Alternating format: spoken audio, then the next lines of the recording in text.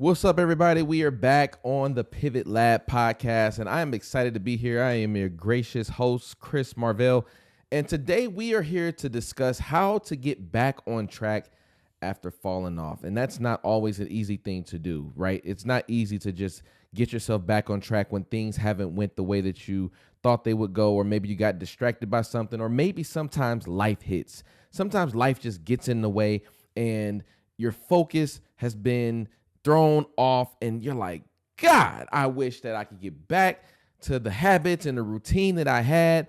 Now I've fallen off. And so I want to talk about that for a moment. When you know, like, you've been off, right? The structure's gone, the rhythm gone. That motivation you had last month, ghosted, gone. And then you start to feel like this thing like, man, I'm behind. But you're also probably too tired to catch up.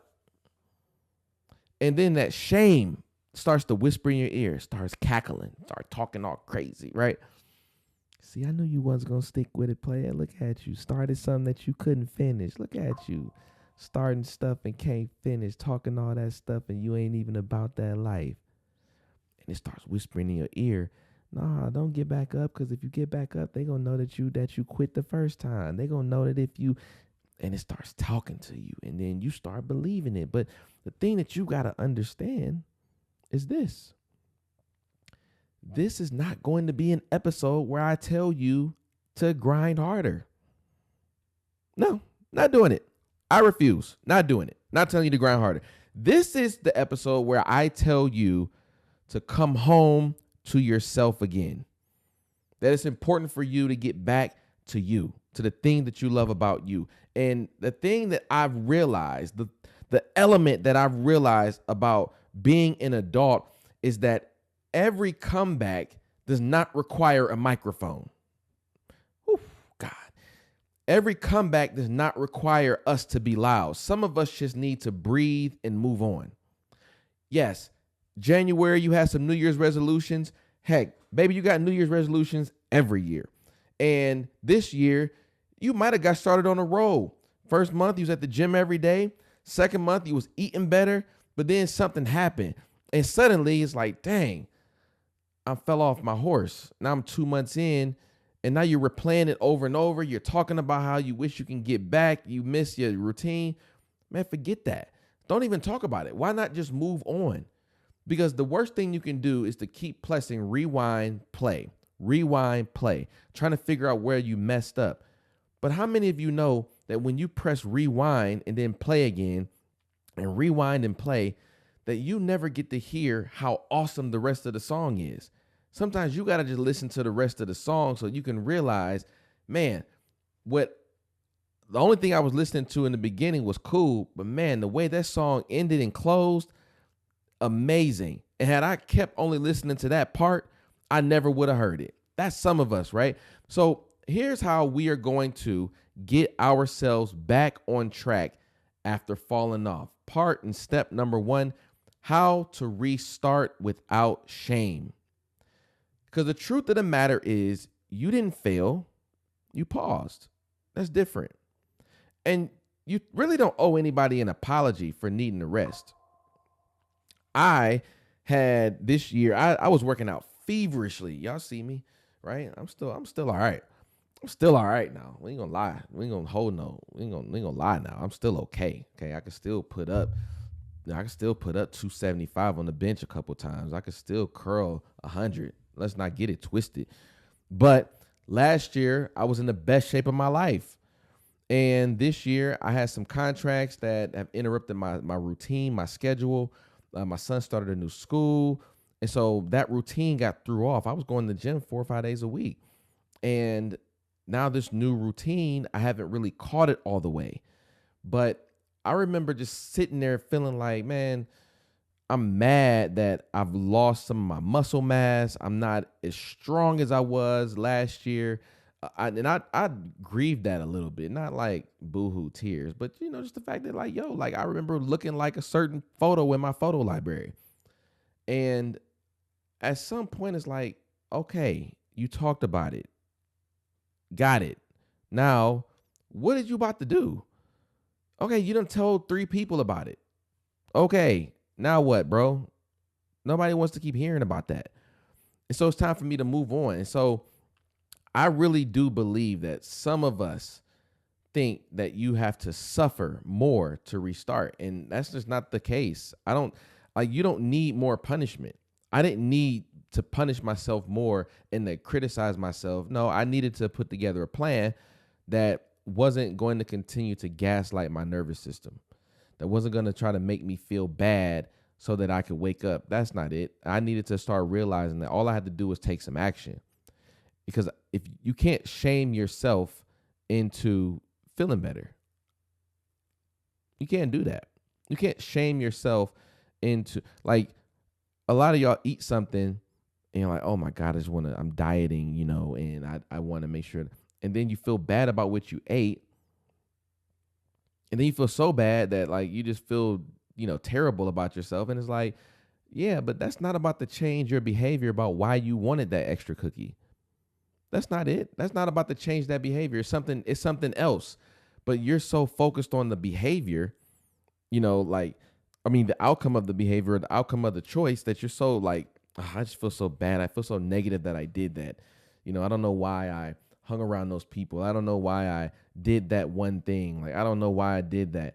Okay, yeah, you did it, but you're so focused on that. Like, you're trying to shame yourself. You want to beat yourself down in shame because you're used to that. And you think that's the way. Somebody told you that, hey, you made a mistake. You made a mistake. Look what you did. You did something wrong. I'm going to spank your butt. You're going to go on punishment. You're in trouble. And so then they shamed you through punishment, through a beating, right? They shamed you from something you did. And then guess what? You turn into an adult that feels that unless I shame myself to some vast degree, then I haven't paid for my sins. Even though you wanted the cookie, even though you're an adult, you get to eat cookies all you want. But you think that making yourself feel terrible as a person is the way you're going to change. And that's not it. That's not growth. It's maybe it's guilt with, that's hiding with a hoodie on. It ain't growth. So I want you to start here. One breath, one choice, one small win. Okay? So we're going to take a deep breath. Breathe that out. Breathe out that toxicity, that toxic thought, that shame, somebody else's old words in your head. Breathe that out. Then we're going to make one choice.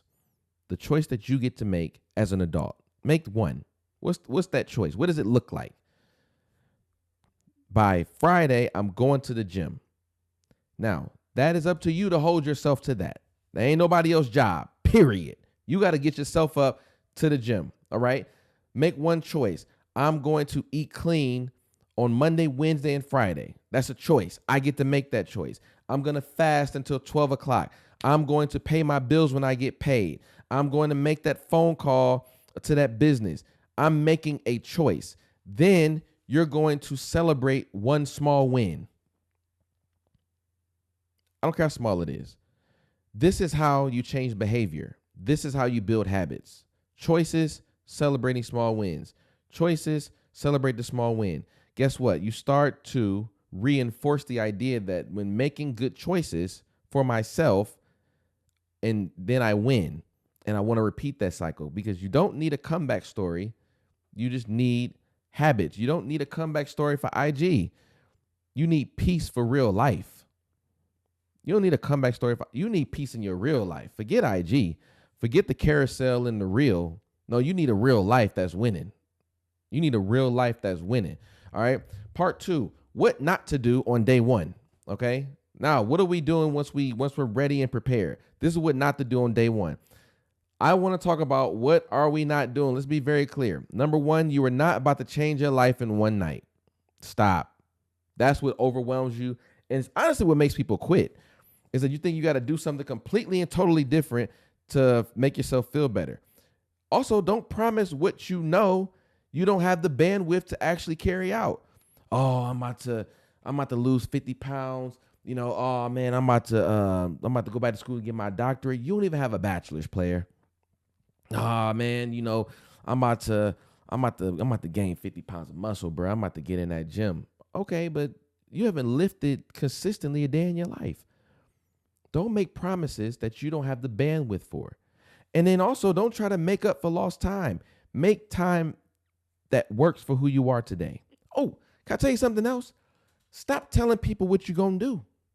Because here's what happens. Watch this. When you tell people a goal of yours or something that you're going to do before you do it, you receive the award for doing something that you haven't done yet. And so you trick your brain through applause, through instant gratification of accolades. And I can't believe you're going to do that. I'm so proud of you. And look at you living a big life. I see you big time.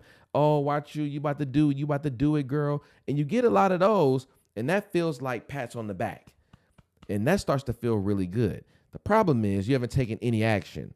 So the minute that all the applause stops and it's time for you to go to work, you're like, well, I don't know if I want to do that now. Because they've already rewarded you for what it is that you're trying to go for. Learn to shut your trap before you start talking about your goals. Just be quiet. Nobody needs to know what you're about to work on. They'll let them see it. Let them see what you're about to work on. Let them see what you're working on. Let them see your life changing. Let them see you reaching your goals. And then you can comment later. Okay? I'm just telling you. I always had the idea that if your restart started to feel like revenge on your old self, that it's not healing. I'm not here to just take a cord and try to tear my old self apart. No, my old self is what got me here. That got me here. I'm not, that's not, I need to keep my old self, right? My old self is who I am. I'm trying to improve on that. I'm trying to improve on who I am. I don't want to rid of myself.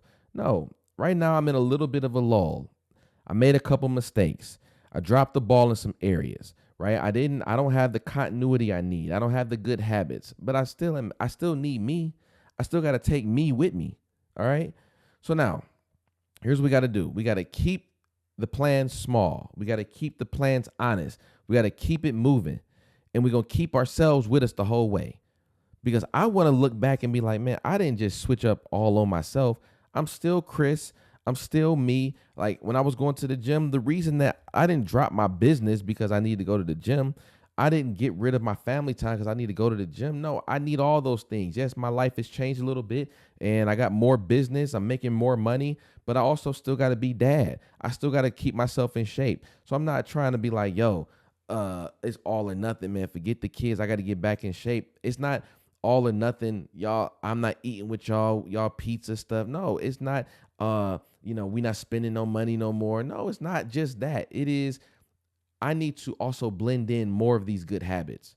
I need to blend in more of the things I want in my life. I need to blend in those things so that I can sustain the very thing that I'm doing. Many people think that they can sustain new habits. The problem is you have cut away from yourself so much that you hate the new habits. They haven't even set in long enough for you to think that you like this new person. In order for you to stick to habits, they have to be something you identify with that you love about your future self. So if working out, I keep going back to that. If working out is something that is important to you moving forward, it has to be because you want to live longer. You want to look in that mirror when you're naked or you're on the beach and say, I love my body.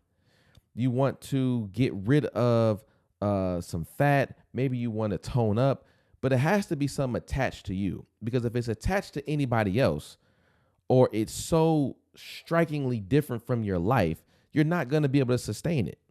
You got to do some stuff that is hard, but not so hard that it makes you hate yourself. You don't want to just avoid all sweets. No, you like a pound cake. You just don't need to eat three pieces in a day. Structure, right? Everything in balance. All right. Because what I've taken away from this experience is that discipline isn't loud, and that to me is striking. Discipline is very soft. It's very quiet, and it shows up when nobody else is clapping. It's there. It's dependable. It carries the routine. Okay. Now, part 3, the 3-day momentum builder. This is the 3-day momentum builder. And here's the flow. I want you to write this down if you need to. Day 1, this is the awareness stage. You're going to be checking in with yourself. And I want you to say it straight. I've been off. Been off. It's me. I've been off. And I'm choosing to press the reset button. You remember the Sega Genesis? It would freeze and you couldn't play the game no more. And, you was like, dang. Now, if I don't press reset, it might start working again. But what you found out is the longer you sat looking at the screen that was stuck, you just burned time. So at some point, you had to just suck it up and say, man, I got to press reset and start over. Cool. That's cool. But you got to say that to yourself in the mirror right now at your big age. You're choosing to press reset. And don't do the most, just do the right thing. You don't have to do the most. Just do what makes sense. Okay? Do what makes sense. If it's paying off bills and getting your credit together, that doesn't mean you take all your money and drop it on your credit. That's stupid, right? What you're going to do is you're going to pay enough to where you can still live. You're going to take care of all your today's bills and then put together whatever you have extra, if you have extra, and then put that towards your bills. If you're trying to lose weight, right? And you don't have the time, do enough in the morning, wake up earlier. You maybe have to stay up a little later. Whatever you have to do, don't just change your entire life to do it. But what you have to do first is become aware that there's something you want to change. And too many of us numb out, believing that life is perfect. And your ego wants perfection, but your soul wants peace. Your ego thinks that, hey, life is perfect, or you have to be perfect in order to start. Nope. How about you do this? Say to yourself, self, you know the truth. You don't like your money. You don't like your credit. You don't like your body. You don't like your relationship. You don't like something. Self, let's press reset and attack this for the next 6 months. Day 2, you're going to then set the anchor. The anchor. Bring back one routine that was working before. Just one. Now, maybe it's journaling. Maybe it's drinking water before anything else. Something that was working before, okay? You're not trying to recreate the wheel. Just bring back something that worked. If it was waking up at 5 o'clock in the morning, if it was staying up a little later, okay? If it was getting out the house to go work, whatever it is, bring back just one routine because we want to rebuild some rhythm, some rhythm that's familiar, something that we know. We don't want the pressure of having to recreate a whole new system and stop doing that. When you have worked something, I would tell you, when I went back to the gym, I didn't need to start at a new gym and I didn't need to go at a whole different time. No, I just got myself back in the rhythm of what was already working. And that familiarity allowed me to get going quickly. Okay. Because everybody wants this discipline until it gets boring, but boring is where your power lives. Boring is where your power lives. Boring is, I tell my son when he's playing basketball, let your shot be boring. All that action and trying to look cool, that's how you miss. And in your life, being boring is what keeps you consistent. It's predictable. You know exactly what you can expect out of something that is boring. And it's not that boring is boring. Boring is discipline. It's consistent. It's reliable. Okay. So boring is where the power is. We're not rebuilding a whole structure. No, keep it simple. It may look boring. You may want the new gym. You may want all this fancy stuff, but that's a distraction. That's a distraction. That's nothing but a distraction. Day 3, we're going to take action and have accountability. Okay. Day 3, action and accountability. We've already thus far talked about we got to be aware on day 1, make ourselves aware. Day 2, we got to drop an anchor. What are we setting ourselves on moving forward? And then day 3, it's about action and accountability, choosing one thing to follow through on. What's the one thing we're actually going to do? I will tell you, I do not like when people say what they're going to do and don't do nothing. Stop talking my ear off. I don't care nothing about ideas. I'm over ideas. I'm 40 years old. It's about action now. Take action. What are you doing? What's your action steps? What's your plan? What do you need to be involved? When are you doing it? What dates? What's the metrics? What are we looking at? What's the KPIs? Like, what are we doing in our life that we can say, these days I was doing X, Y, and Z. This is what I did with the last 6 months. I can point to that and you can follow it with me. You can see how I've grown, what I've done.